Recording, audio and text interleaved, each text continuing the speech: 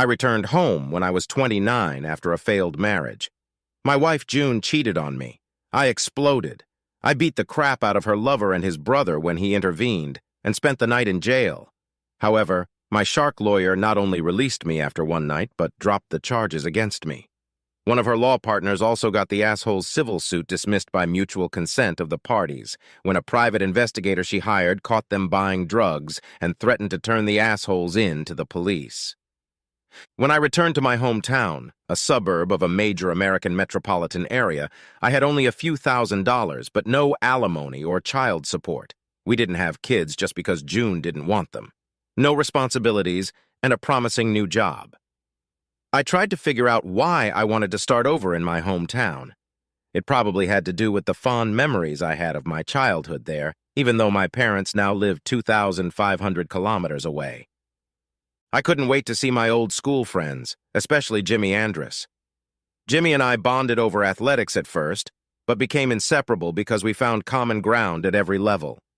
In high school, at 190 centimeters tall and 95 pounds, Jimmy was a quarterback in soccer and an offensive lineman in basketball. At 2 meters tall and 110 kilograms in high school, I was an edge rusher in soccer and a strong forward in basketball. While we weren't like Dan Fouts and Kellen Winslow in soccer or Earl Monroe and Dave DeBuscher in basketball, we were good enough to win conference championships in both sports. After high school, Jimmy and I rarely saw each other in the summer because we were attending colleges on opposite coasts, and my parents moved me to a college my freshman year. However, our friendship was strong enough that I was sure it would easily rekindle when we met again 10 years later. Although I wasn't strong on social media, I followed Jimmy a bit and met up with him for lunch during my 3rd week back home. After we exchanged manly hugs, he said, "Blake Jacobs, you are no different than our graduating class in high school. Is life treating you well?" I still had 2 meters tall and 110 pounds in me, and I was in good shape, but life had treated me unfairly. I told Jimmy about my divorce and the night in jail, but then went straight to more pleasant things. "Except for a few wrinkles on your face, Jimmy, you look just as good too," I said honestly. Despite 3 kids and a demanding job, I still keep in shape, so I'm only 2 pounds heavier than I was in high school. He grinned. I was pleased to see that his life was working out better than mine. He was now the chief operating officer of a large private corporation his father had founded. He had a wife, whom he adored, and 3 young sons, who were 3, 5, and 7 years old at the time. "You should get to know Michelle and the boys as soon as possible," he said as we started eating. "Come to Billy's basketball game Saturday afternoon and stay for dinner," he insisted, since Billy was his 7-year-old son. "I'd love to," I smiled. After spending 90 minutes with Jimmy, I felt like we had only been apart for a month, not 10 years, even though our lives had drifted apart. Jimmy was at Billy's game with his other 2 boys, 5-year-old Sean and 3-year-old Zach. They all seemed like great kids, and it was great to get back into athletics, something I hadn't had much involvement with since college, as my ex-wife June was definitely not into sports. I was surprised at how big Jimmy's 3 sons were for their age. I was sure that Billy would be a power forward like me, not a defender like Jimmy. I stopped wondering about their height when I met Jimmy's wife, Michelle Andrus. I envisioned Michelle to be a petite, energetic, blue-eyed blonde like Jimmy's 2 girlfriends, at different times. Girlfriends from high school. They weren't. Michelle was the most intriguing-looking woman I had ever seen in my life. She had medium-length black-as-tar hair and black irises in her eyes, something I hadn't seen before. Her face wasn't particularly beautiful, although it rated at least an 8 on a 10-point scale. But what set her apart was her figure. As I found out later, because Michelle was proud to tell anyone who was interested, her height in the morning without shoes is 185 centimeters, and her weight is 70 kilograms when she gets on the scale naked every morning. She has a powerful suspension, and her butt, thighs, and voluminous abdominal muscles are definitely rated a 10 on a 10-point scale. On the other hand, her breasts cannot be rated on the scale that normal people would be rated on. Michelle's busts must have weighed 5 pounds each, so massive are they. Definitely the biggest I've ever seen on a slender woman. As I later learned, she has to wear a bandage on her back during jogging, cross-training, or other intense exercise to keep her ripe melons on her chest. She has no excess flesh on any part of her body, unless you count the excess flesh at her bazookas, which I have no doubt would make anyone a heterosexual male. I tried not to gawk as I looked at Michelle. It was really hard.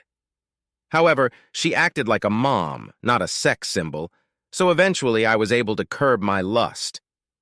Although Michelle was the most attractive woman I'd ever seen, and judging by the way she picked up guys and objects, probably the strongest, her personality didn't match mine.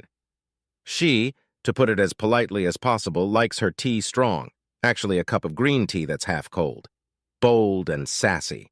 Michelle ran the family like a seasoned German and took care of their 6-bedroom mini-mansion with a state-of-the-art gym and a small media room with a movie theater without much help.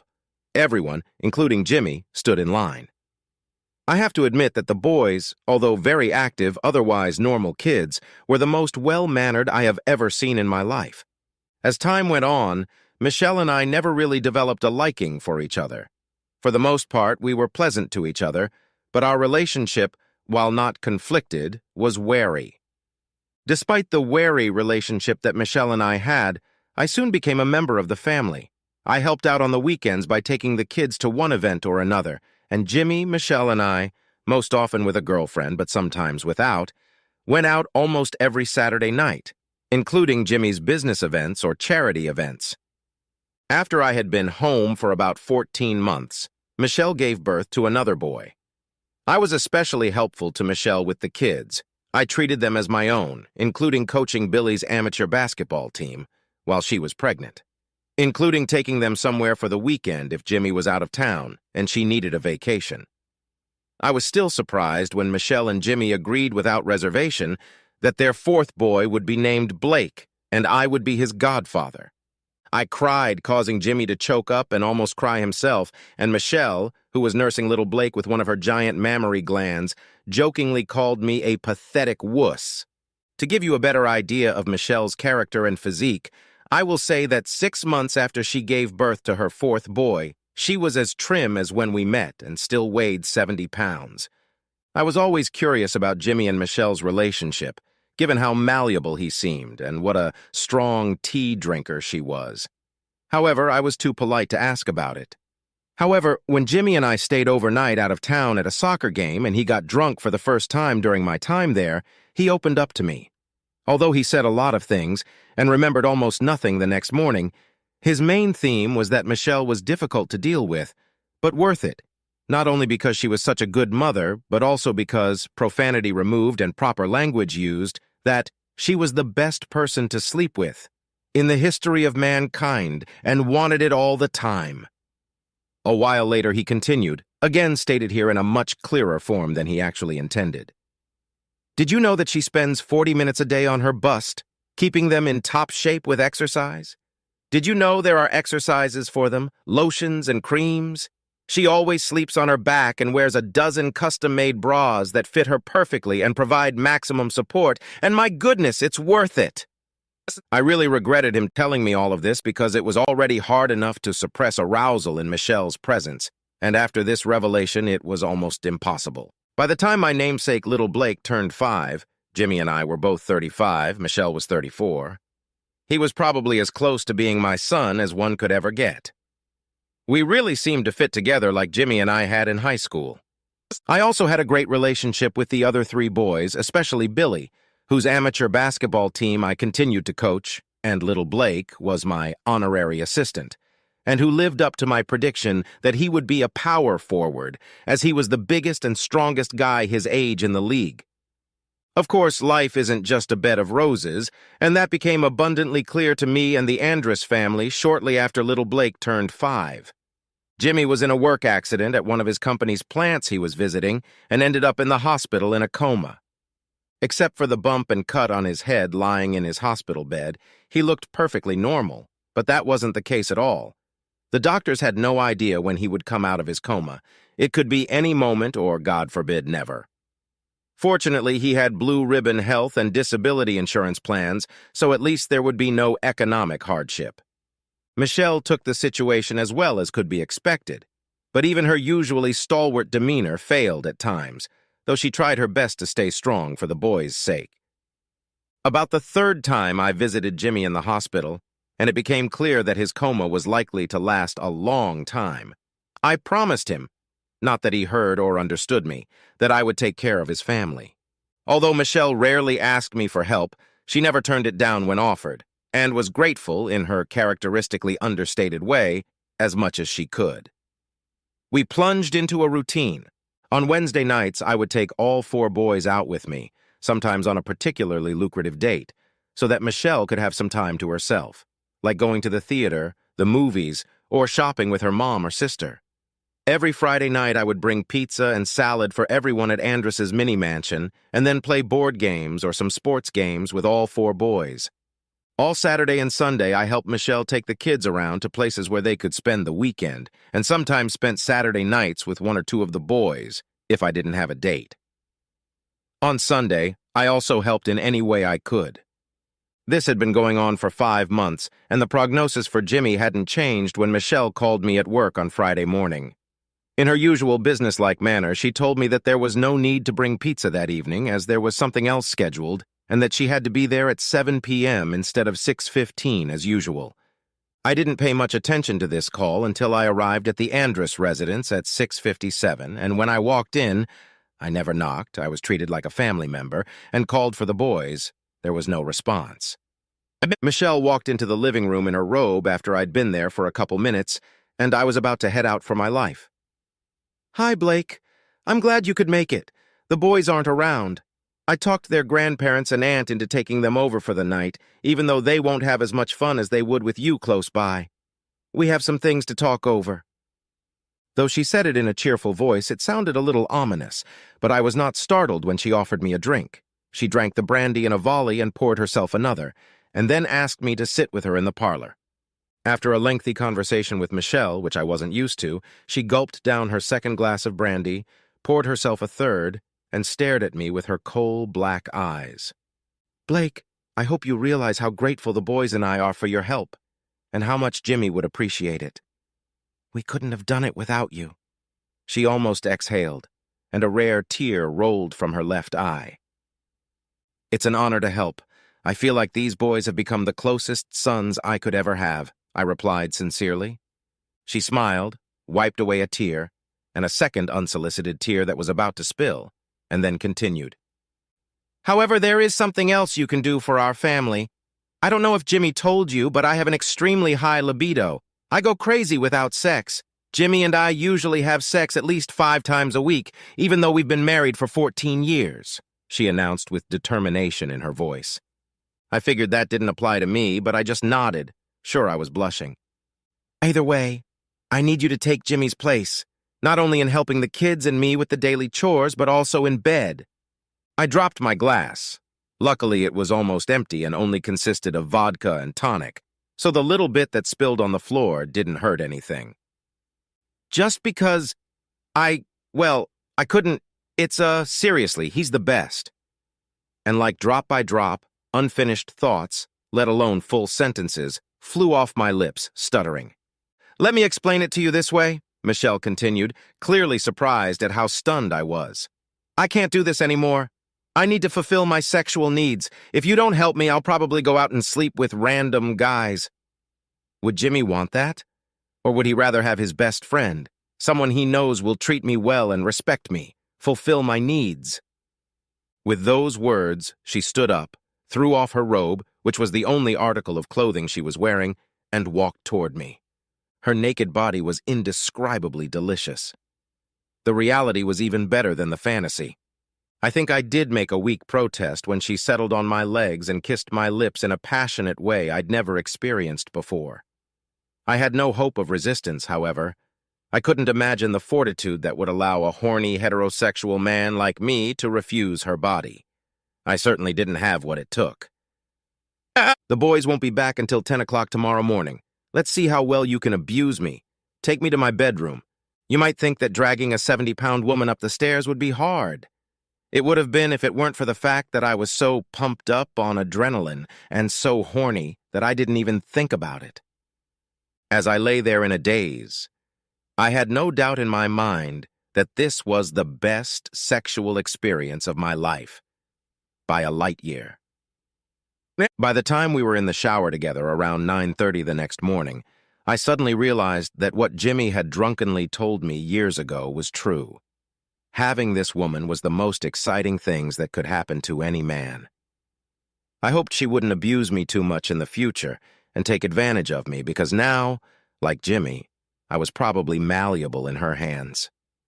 Since I had developed such a good relationship with my 4 sons, Jimmy and Michelle, I was only glad when they were told that from now on, Uncle Blake would be sleeping over on Fridays, Saturdays, and Sundays. The 3 younger boys had no idea of the implications of this, but after 3 weeks, Billy, who was now almost 14 and mature for his age, understood. I thought there might be some problems with Billy. So one weekday, one summer, we went to basketball camp for the day, ate breakfast together, ate lunch there, and then ate dinner together. As we drove home, I really bonded with him. Billy, you're old enough to know that your mom and I have a real relationship now. What do you think about that? He was quiet for a moment, then smiled. Before you started staying with us on weekends, it was really hard on Mom. At times, she was even rude to us kids, which was unusual for her. When she apologized to us, it was clear that the lack of communication coupled with anxiety for Dad had a negative effect on her. Now, with the exception of about an hour after she came home from visiting her dad in the hospital, she is back to normal. I am really happy for her, and I realize that you and she are doing the best you can with this difficult situation. I don't mind if you stay the night. I actually cried. It brought tears to his eyes, too. I hugged him tightly, and then looking into his eyes, I said, "If anything changes, I want you to discuss it with me. I value our relationship." Billy smiled. "No problem, Uncle Coach," he said, and then laughed. While I was certainly having the best sex of my life, so much better than any other I'd had before paled in comparison, I felt remorse every day. I'd never mentioned it to Michelle, but I knew she had her own demons to contend with. However, when we were in each other's arms, there was nothing but pleasure. While we were in bed, she did everything in her power to make me the most satisfied man in the world, and I tried my best to reciprocate. Guilt even made me tell Jimmy about my relationship with Michelle. I visited him at the hospital at least twice a week for an hour or two, usually late at night on weekdays. I would discuss our favorite professional and college sports teams as if we were having dinner together and tell him how the boys were progressing in lacrosse, basketball, swimming, soccer, or whatever sport was in season. After talking about sports and family, I would get real for a few minutes and tell him that I slept with Michelle. I tried to put a positive spin on it by saying that she and I were just meeting our basic needs and that she only loved him. I never went into detail about the sex, but my stories weren't boring either, and I was often surprised at how right he was when he claimed she was the best sexual partner in the history of the world. I even told him sometimes that on a typical weekend, Michelle had more than 24 finishes while I had 7 or 8. Somehow I felt better about coming clean, even though I didn't really have any hope of him actually hearing me. The best news for the Andrews family and simultaneously the best and worst news for me came simultaneously 15 months after Jimmy went into a coma and 10 months after Michelle and I began to have our basic needs met. Jimmy literally snapped out of his coma. That was Thursday afternoon, although he would still have to stay in the hospital until he regained muscle tone. He would not have undergone numerous physical and neurological exams and would have received various therapies. That Friday was the last night Michelle and I had together. It was so bittersweet and bittersweet. The next morning we were both sobbing like babies, but we knew we had to end it. I was especially sullen because I knew that any sexual partner I had in the future would pale in comparison to Michelle, and while our relationship was still somewhat low-key outside of the bedroom, inside the bedroom, our relationship was uninhibited and epic. While my bedroom relationship with Michelle had ended, my relationship with the Andrus family continued. I was still doing what I could to help Jimmy with the boys and readjust to life. Once he came out of his mysterious coma, his prognosis was that he would probably be able to live the rest of his life pretty much as he had before the accident. I was particularly surprised that Jimmy had no trouble remembering his relationship with me, and for 2 months after his discharge from the hospital, we seemed to be as close as ever. Then a really strange thing happened.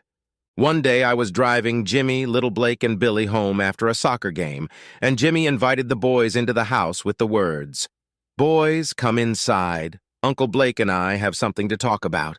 I thought it might have something to do with his business, which I was pretty much up to speed on.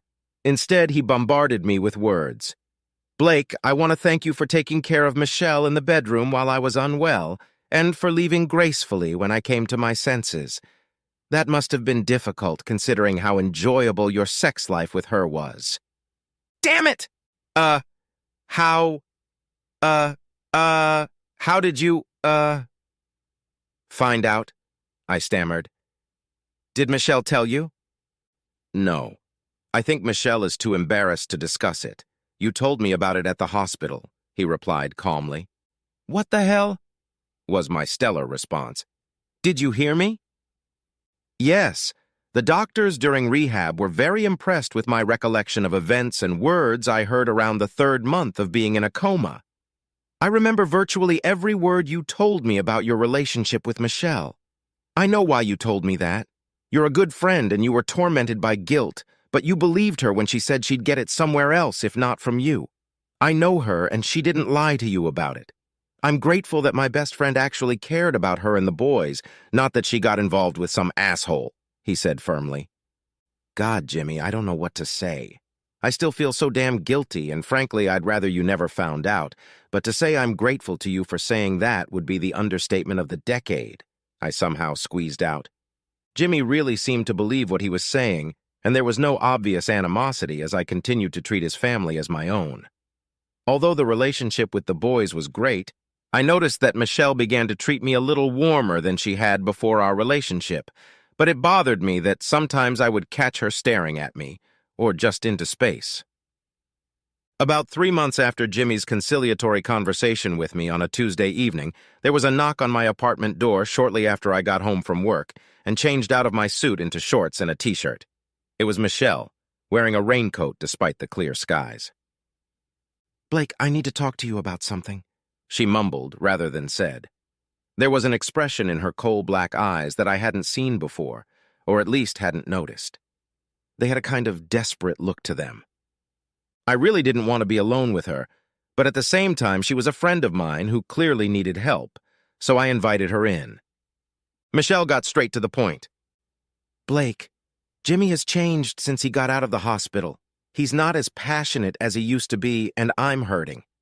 I think back to the time we spent together and what I miss now, and I need to have sexual relations with you, even if it's just once a week," she blurted out, while simultaneously removing her raincoat, the only article of clothing she was wearing besides her high-heeled shoes.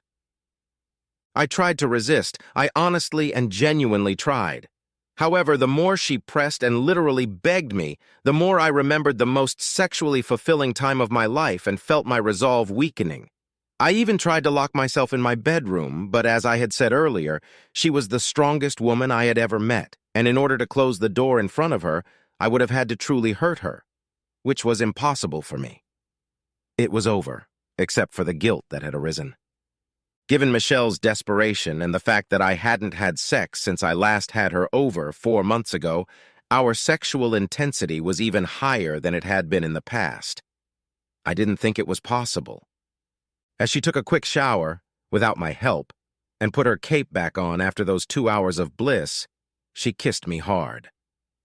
"I need you to call my cell phone to make future arrangements," she said, and walked out of my apartment. I never had dinner that night. I did nothing but shower and stare mindlessly at the TV, not even realizing that there were shows on that I hated and never watched. When I finally woke up from a restless sleep the next day, I knew what I had to do. I couldn't become the asshole that my ex-wife June had slept with. I had to go. Thanks to a great recommendation from my current boss, even though I had given him short notice of my termination and the help of my father's acquaintances, I had gotten 3 interviews in 3 days in the city where my parents now lived, and notified my landlord that I was vacating the apartment I was renting. That Saturday, I broke the news to the Andrus family. The boys cried, Jimmy cried.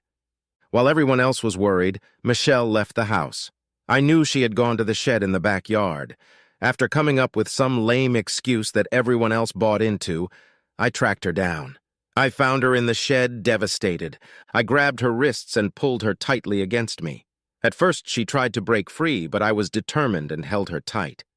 As we looked into each other's eyes, I told her that I was in love with her, which was 90% true, but that I couldn't stab Jimmy in the back or be the asshole who had my ex-wife, which was 100% true. So I had to leave.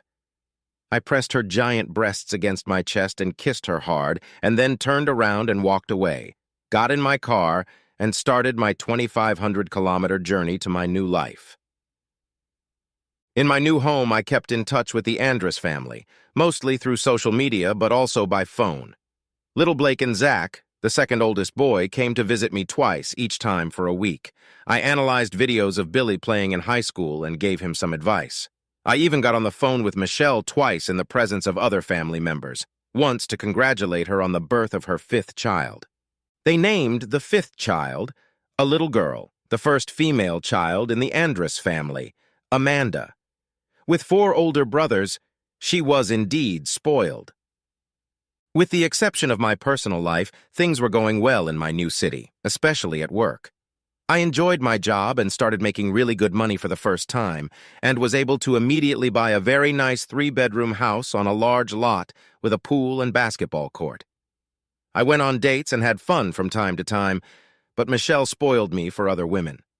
I never found anyone close to special. It was almost 4 years after I had separated from the Andrus family. I was 41 years old when I started having trouble communicating with them. For about 2 months, I rarely received responses to emails or texts and had no contact by phone. On a Wednesday in the summer, I was in my office when I got a call on my cell phone. The phone said Michelle Andrus was calling, though I didn't recognize the number. "Hi, this is Blake Jacobs," I answered, not sure if it was really Michelle. "Hi, Blake, it's Michelle. I hope you're still doing well," she began. We chatted for only a minute, and then she got down to business. "Some members of the Andrus clan are coming to your town this weekend. Are you ready to host some guests?" "Sure, who's coming?" I asked.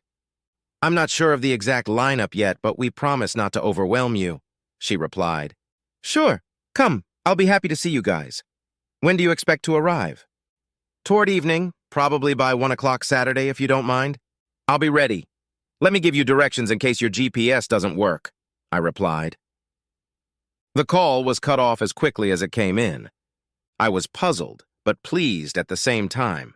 I thought I had done something wrong and that the Andrus family members had ostracized me, but apparently that was not the case. Even though I usually keep my house clean, I'm only 1 step away from a cleanliness obsession. I wanted everything to be in perfect condition. So I hired a cleaning service to do a thorough cleaning, hired a handyman to fix a few little things, bought a few items to spruce up the interior a bit, gave the place an aesthetic makeover, and made sure the pool and basketball court were in perfect condition. At 1:04 p.m. on Saturday, not that I keep track of time, Michelle pulled up in her 7-passenger van. 2 excited boys jumped out of it. Little Blake, who was no longer a toddler, and Zach, who had visited me last summer. After handling them, I saw Michelle walk up to me holding 3-year-old Amanda's hand. I had only seen a few not-so-great pictures of Amanda. When I saw her in person, I realized what this trip was all about. I put my arms around Michelle. I knelt down and reached out for little Amanda's hand, but instead she gave me a gentle but firm, girlish hug. Michelle, now in her 40s, looked the same as when we first met. She had an open belly showing off her impressive form, and her ass and thighs were nicely covered by her shorts. And she also had stunning breasts that towered over the landscape like 2 peaks. I grinned. "You look good. Still weighing 70 pounds?" "No, I weighed 71 pounds this morning. I'll have to put on a little extra," she grinned back. I quickly determined that the 4 of them were the only visitors. Billy, Sean, and Jimmy weren't going to show up. I made them lunch and then gave them a tour. Zach and little Blake showed them many of the things they were familiar with, including the descent into the pool and the retractable net behind the basketball backboard. The day was hot and the kids were begging to go swimming. Amanda already knew how to swim, and Zach was an insanely loving big brother who we could trust to watch her. So Michelle and I sat sipping iced tea in the shade from where we could watch the kids frolicking, but not be brooders. So, when did you find out I was Amanda's biological father? I asked unceremoniously. Once I saw Amanda in person, it was like looking at pictures of my mother when she was very young, including her very distinctive eyes and forehead. I was sure I was as soon as I found out I was pregnant about a month after I left your apartment, when we fucked each other senseless that Tuesday night, a few days before you left. I was having my most fruitful period when I wasn't on birth control, and Jimmy was only partially done at the time, she replied carelessly. When were you going to tell me? I inquired.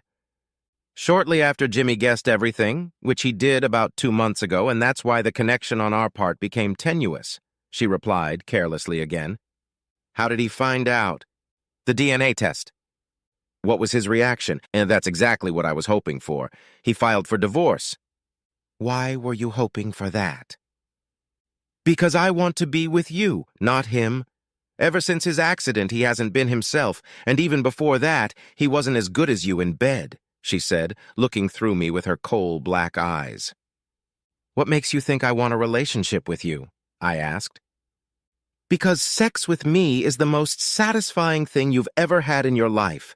And besides, you love my kids so much you can't help but want to raise your own, she grinned rather than said. You're not divorced yet? I'll be here in a month. We've already divided the property as agreed. Jimmy is looking after the house. Billy is going to college this fall, and Sean wanted to finish high school in his hometown. I got full custody of Zach, Blake, and Amanda, and they were happy to move in and live with Uncle Blake. Even Amanda, when her brothers told her how wonderful you were. And when I explained to her the best way a 3-year-old can understand that you are her real daddy, Michelle stated. Where are you going to sleep tonight? Here, of course. Our luggage is in the car, and our supplies will be delivered by truck on Monday. The boys will sleep in a room with bunk beds, just like the last 2 summers they came to visit you. Amanda will have a guest room, and she will love it once we get it fixed up. I'll sleep in the bed with you. I don't know how much you'll sleep, especially the first week, but we'll sleep in the same bed as you, she replied coldly. Of course, I wanted to show my superiority. I wanted to let her know that I wasn't weak. I wanted to show her that she couldn't just show up here and tell me how my life was going to go. I wanted to do all that, but I didn't. I looked at little Amanda, who, giggling, was jumping into little Blake's arms in the pool, and my heart filled with fatherly pride. And I thought about how excited my parents would be to become grandparents.